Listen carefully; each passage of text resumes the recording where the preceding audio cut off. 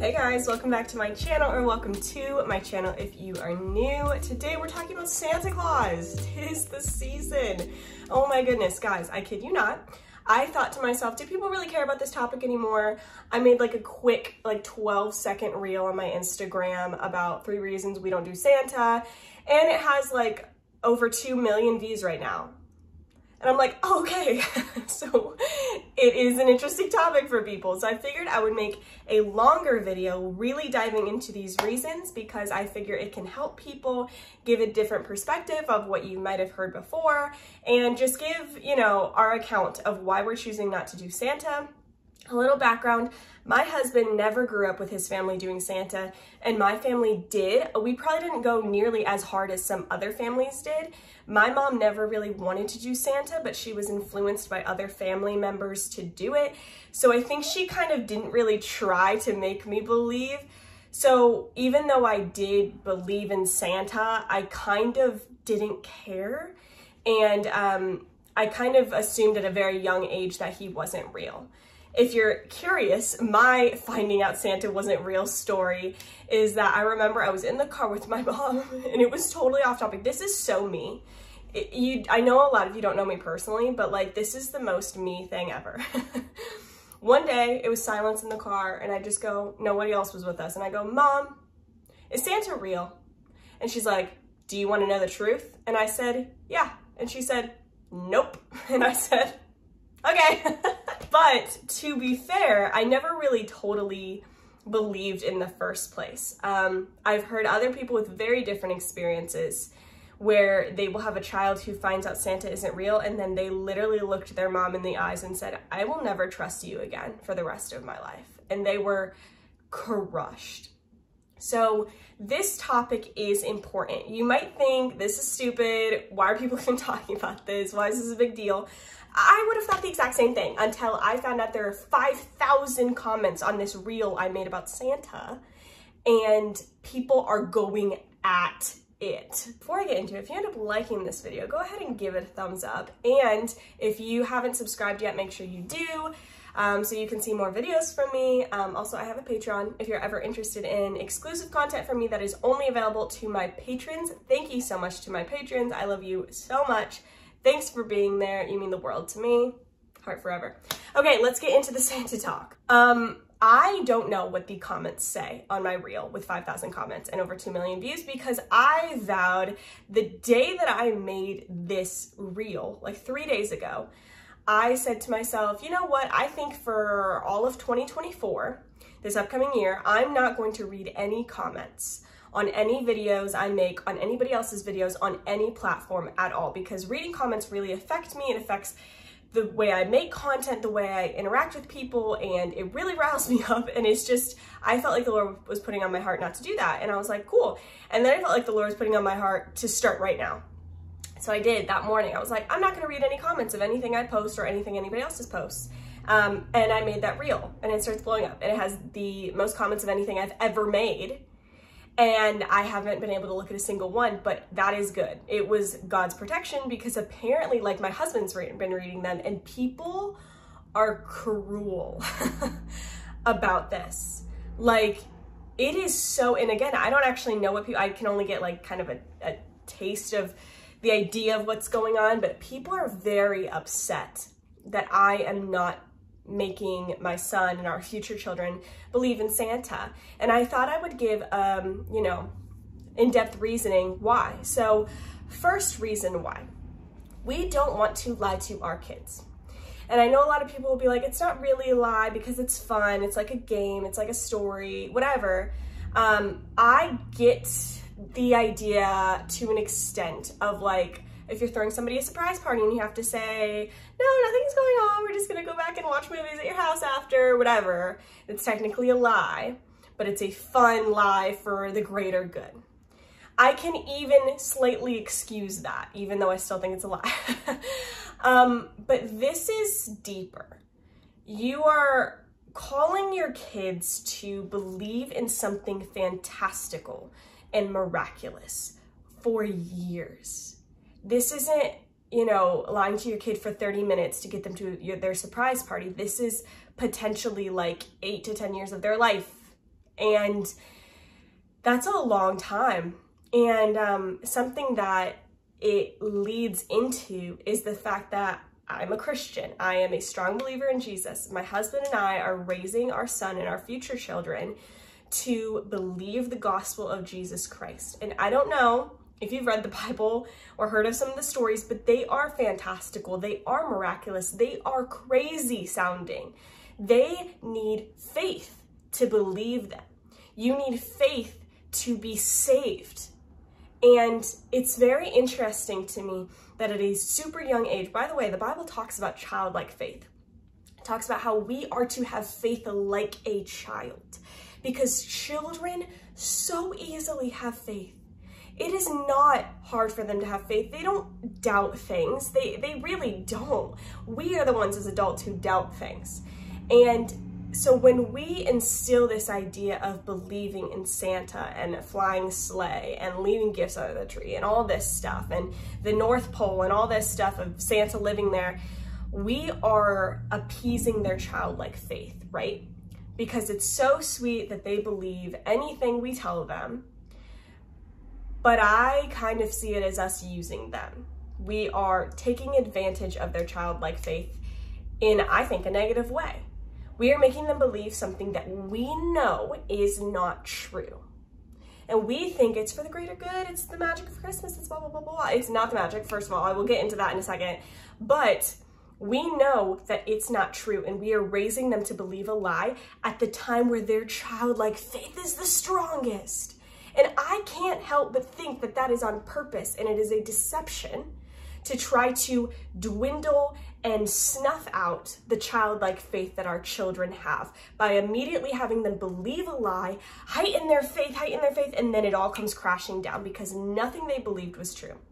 Not to mention, do you not think that there are a lot of children who feel very embarrassed for believing something that everybody knew was a lie? Like, I remember as a child when I found out that everybody knew something and then I was the last I found out, I felt so belittled. I felt so embarrassed. I felt like everybody was laughing at me, and even if they weren't, it felt that way. Why would we do that to our kids? We set them up all the way up here for them to crash that hard down. Is that really magical? If it you as high as you go up, you come down that hard. Like, I just don't feel like that is ultimately for the greater good of our kids to lie to them in that way. And how much are they going to question then that what we said about Jesus and stuff is true? What if in the same day that they're like, well, I guess Jesus isn't real then either, or the stories, or Jonah and the whale, and us being like, no, that's all real. Well, you just lied to them for 10 years. How are they going to believe you? Because whether we like to think it or not, even if in our adult brains we can, understand, well, it is different and Santa is different. I was just doing it to make them happy. Children's brains are not to the same level adults are. They are very malleable and they're always changing and always adapting to their environment. And if you just lied to them for 8 to 10 years, and over, you said, no, Santa is real, Santa is real. And now they're saying, well, is Jesus real? Yeah, Jesus is real. They're going to think, oh, well, probably another 8 to 10 years, I'm not going to be the idiot again. I'm not going to believe in something and then everybody tell me, oh no, we were all lying about that too. Like, I cannot understand how that would be for their good. I want to tell my children the truth from the moment they're born until I'm gone. Second thing, we were talking about the magic of Christmas. So many people think that if you don't do Santa with your kids, you're taking away the magic of Christmas. They will never experience the magic of Christmas. I have totally the opposite mindset of this. I think if you avoid Santa altogether, now I'm not saying like, I'll get into this a little bit later of what we do include when it comes to Santa, but I think that if you avoid them believing in Santa altogether, they can have the magic of Christmas forever because there's never that extreme fall, right? Christmas has never been the same for me since I found out Santa wasn't real. It hasn't ever been the same. And that's somebody who didn't really believe that hard. And even so after that, I was like, well, what's the point of all this? But if you base it on the things that are eternal, you know, the birth of Christ. We know that he wasn't born on December 25th. I don't care. Like, I celebrate his birth every day of the year, and he wasn't born every day of the year. This is just a moment where we can really focus on it. And we focus on the birth of Christ, what he did, the way he came to earth, the fact that he came as a baby, that he came so humbly, that he grew up poor, that he, you know, all of these things that make Jesus who he is and what he did for us. And the fact that there are miraculous, beautiful, magical things that God does. Like all the things he did. He separated the Red Sea. He had a man survive in a whale for 3 days. He raised the dead. He can do anything he wants. He created the world. Like, there's going to be a kingdom we all live in. Like, after this age is done. Like, these are miraculous, magical things. These are incredible. We can build up our kids in those things, and they can keep their childlike faith forever because it won't come crashing down, because they will always believe and it will always be true. And the more they grow in the gospel and understanding Christ, the more that enchantment, that beauty, that magical fantasticalness grows with them. I feel like that could be the best thing ever. Kai, my husband, he never had a crash. He never believed in Santa, and so he never lost the magic of Christmas. He always loved this time of year. It was never weird or depressing or anything. And I can't say that that wasn't the same for me. I had to kind of pull myself out of a depression for a little bit when I found out most of what I believed about a holiday wasn't true. Oh, but God's still real, but he was never made the spotlight at Christmas. Santa was. So that's my point. I think that it doesn't actually take away the magic of Christmas. You just have to be more intentional with pointing out the miracles of the Bible. It's not actually that hard. It's literally written for you. And also, I think it is a big problem if you are a Christian and you think that the story of Santa that is false is more fun than the story of God, the story of Jesus Christ, the story of the gospel. That's a you problem. It is. Okay, next up, my husband and I do not like this idea that if you are good, you get gifts. If you're bad, you get coal. It's very works-based. That is not how salvation works. And again, we are molding our children's minds from a very young age that they get good things if they're good, or at least if they don't get caught doing the bad things. And it gives them this sense of earning the ultimate good things.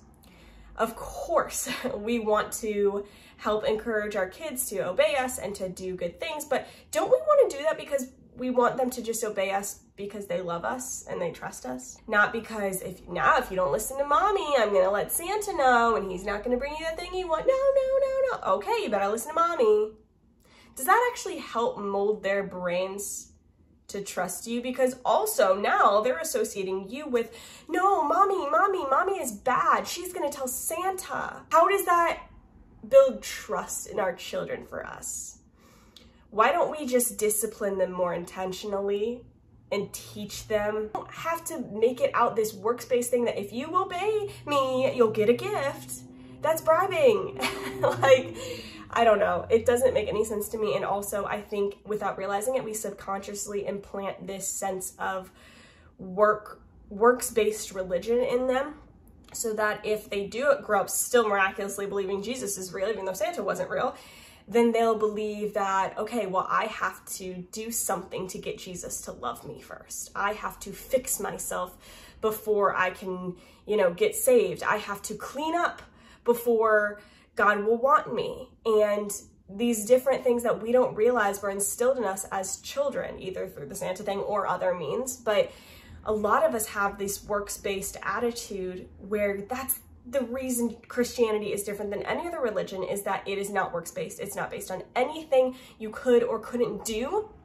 It is based on the fact that the Lord chose you because he loves you. I was just reading this in Deuteronomy the other day. It's amazing. Not because of anything we could have done, not because we're better than any other, people, not because of any of that, but literally just because the Lord laid his love on us.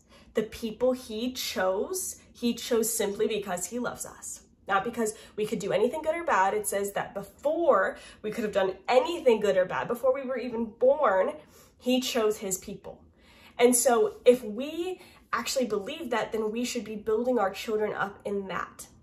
Not that, you know, Santa's going to take something away, blah, blah, blah, blah, blah, or you better be good, or you're going to get coal. Like, I don't know. I don't like it. And I could go way deeper with it, but we're just going to keep it at that. One more thing I'm going to add very quickly before we get into the things we are doing, and what we do allow and all that stuff for Christmas. I have a husband who works a very hard job. He works very, very hard for this family. It's not easy on his body. It's a physical labor job. And, you know, it's not the long-term plan, but he is doing it for our family because that's what we need right now. And he does it with joy in his toil, and he works as hard as he needs to be able to provide us not only what we need, but what we want to. So any gifts I receive, any gifts my son receives, any gifts anybody receives from our family is because of his hard work. I do not want my son or any of our future children seeing gifts under the tree and thinking it wasn't from their dad's hard work. Why in the world would we let our children pass up the opportunity to understand we love you so much and we will work as hard as we need to give you what you need and what you want? Not just, well, some guy broke into your house and gave you what you wanted, poof. Your parents didn't even give you what you wanted, Santa did. Like, that baffles me because, again, we're trying to build trust and love in our children, right? For us as parents. And it's always so special when you receive a gift, even as a grown-up, right? When you receive a gift from somebody, a friend or a family member, and you know, it's especially special when you know that they might not have very much, but they thought of you and they got something for you, something you really wanted, and you get it, and it like makes you want to cry because you're like, I know that you just did this because you love me. And there's no guilt trip. There's no shame. They're not like, do you know what I did to get? No, they're just happy to give it to you. They're happy to bless you. And it builds this love because they sacrificed something so that they could bless you. And I want our children to be able to experience the fact that we love them so much that we will sacrifice anything we need to for them because God gave them to us to protect and love. So some people might think I'm being overboard with that. I don't care. My husband works way too hard for some fictional character that I know is a lie to take the credit for his hard work. It's just not gonna happen, period. Funny comparison I just thought of with that is if you're a mom, especially if you're a mom who breastfed or tried to breastfeed, you know how difficult it can be to nurse your child, right? It's a hard job. It's a labor of love. It's a lot. It takes so much intentionality and tears and sweat and work. Can you imagine if you grew up breastfeeding your child and then you told them, yeah, when you were a baby, the magical cow came and gave you all its milk all the time? You'd be like, I know. I did that. I did that. And you would do it all over again because you love your child. Do you see how ridiculous it is? It's ridiculous. Like, when you work hard for something, why would you just give all the credit to something that doesn't exist? I really don't understand. Okay, now getting into the things that we do, including Christmas, the things we still allow, and the things that, we try to put more intentionality behind. So, a lot of people will assume then that we don't do anything with Santa at all. He's a bad word in our house. We don't mention it. No, it's not like that, but he will be a storybook character. He will be like any other storybook that isn't real, that the characters don't really exist. We will let our kids watch the Santa movies and stuff, and if they have questions, we'll say it's just a movie. Just like, if you give a mouse a cookie, those characters aren't real. They're creations, they're little drawings and stuff, and the story is written. This is the same way. And when it comes to our kids with other kids, like at the park, our kids will be homeschooled, so that helps. But at the park or with friends or with their cousins who do believe in Santa, we obviously aren't going to say, now you go tell everybody Santa isn't real. But what we will say is, Some kids believe Santa is real. We don't believe that in our home. We know that he is not real. And so if other kids ask you about Santa, you can just tell them that you don't believe Santa is real. Actually, we're going to treat it very similar to if a kid is of a different religion as they grow up, or, you know, teenagers, and there's different people that are, you know, that walk different faiths that we know aren't the true faith, but the way we handle it will be, well, I'm a Christian, you know, I don't believe that. I don't believe in Buddha or, you know, these Hindu gods or whatever. I believe in Jesus. And that's how we're going to approach it with Santa too. Our kid is just going to say, I don't believe that. And if kids give him a hard time, then well, I don't believe that. And if, you know, now, if there are some kids that bully my kid for not believing in Santa, there will be some conversations with those parents. I'm going to say, you know, do you know your child is bullying my child over a lie you're feeding them? Hopefully that day doesn't come. I don't think that would be a pretty start, if I'm being quite honest. But yeah, we'll have, you know, the Santa movies, and it'll just be a storybook character, and, you know, we'll still make Christmas cookies. We'll still have, you know, the ornaments and stuff. Like, we'll still do the lights. It's not like we're gonna, you know, shield him from the blow-up Santa at Home Depot. Like, it's not like that. He's just not gonna believe it's real. Just like he's never gonna believe the Tooth Fairy is real, or the Easter Bunny, or any of that. We are focusing on Jesus the holiday season. So my son is only 1.5 years right now. He doesn't really understand, you know, what's going on right now anyway, so we don't have to do much as is. But like next year, for instance, will probably be the first year that he's way more aware. I plan to do like an advent calendar and do like little crafts each month or each day, and try to point things to the gospel as much as possible. I plan to read a chapter out of, I think it's Luke, every day leading up to Christmas Day, because you get through like the life of Jesus, and just doing fun things. There's so many fun things you can do around Christmas time without your kid having to believe in Santa. There's, you know, driving around and looking at the lights, or there's different light shows, you know, drinking hot cocoa, going ice skating, hanging out with family, and buying gifts for people, and serving and volunteering. And there's just so many things. If you live in a colder climate, you can play in the snow and build snowmen and stuff. A good example of this actually is like one of my favorite movies ever as a child was Frosty the Snowman, the OG, the cartoon one, right? And I never believed Frosty the Snowman was real. Nobody makes people believe that Frosty the Snowman's real. But I still had so much fun, and I never had to lose the magic of Frosty because I never had to be let down that he wasn't real. I always knew he wasn't real. It was just fun to watch and be part of. I hope this video was helpful for you guys. I hope it, you know, gave some perspective on our end, and I don't know if that's something you agree with or not, but maybe I made a few points that at least got you thinking. Or if you are in the same boat as us, but you haven't known how to explain it to other family or friends, hopefully this video can give you some insight. I want you to know that I love you so much, and this isn't coming from a demeaning place or a place of wanting you to feel bad as a parent or anything.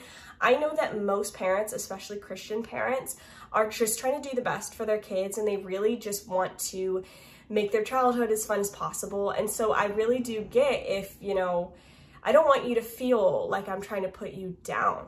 But that's not to say that I don't believe the things I'm saying are true. Like, obviously we wouldn't have made this decision if we didn't think that these were some pretty important points. So I'm not saying you're gonna ruin your child if you teach them that Santa is real, but I definitely see a lot of problems with it that are not worth the risk, in our opinion. So yeah, hopefully I gave you some perspective. Thankfully, we live in a free country where you can do whatever the heck you want. But I love you guys. Thanks for hanging out with me, and I will see you again soon.